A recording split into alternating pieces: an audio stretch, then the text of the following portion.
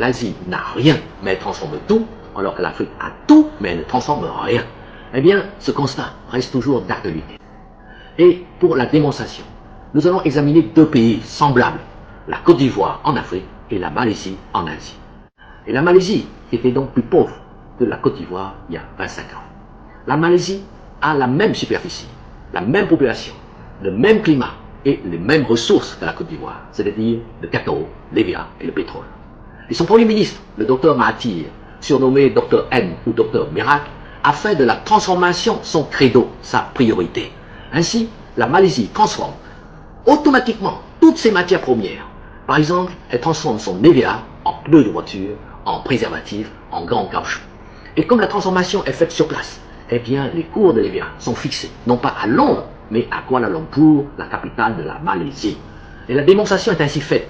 Quand vous avez des usines de transformation sur place, c'est vous qui fixez les cours de vos produits, c'est clair. Et sur cette lancée, la Malaisie a bâti, avec son pétrole, une société pétrolière dénommée Petronas, qui est considérée comme l'un des nouveaux géants de l'or noir. Petronas explore le pétrole dans 17 pays, dont plusieurs en Afrique, Algérie, Angola, Tchad, Gabon. Et Petronas possède à Kuala Lumpur les tours jumelles les plus hautes du monde, 452 mètres de haut, qui viennent d'être dépassées par la tour Taipei 101 à Taïwan, qui fait 509 mètres de haut, un demi-kilomètre de haut. Et ces tours possèdent des ascenseurs qui ne mettent que 37 secondes pour monter les 500 mètres de haut. Et vous voyez par vous-même les images de la Malaisie, c'est un paradis. Un paradis qui a permis à la Malaisie d'attirer 12 millions de touristes en 2004 et qui lui a rapporté 6 000 milliards de recettes en devises, soit 4 fois le budget national de la Côte d'Ivoire.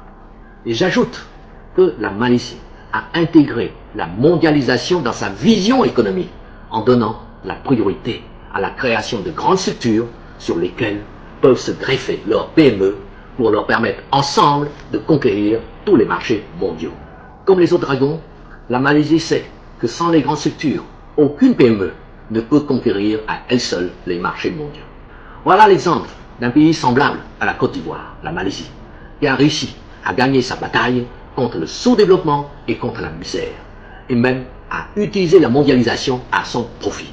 Et tout cela grâce à sa politique de la transformation sur place de ses produits.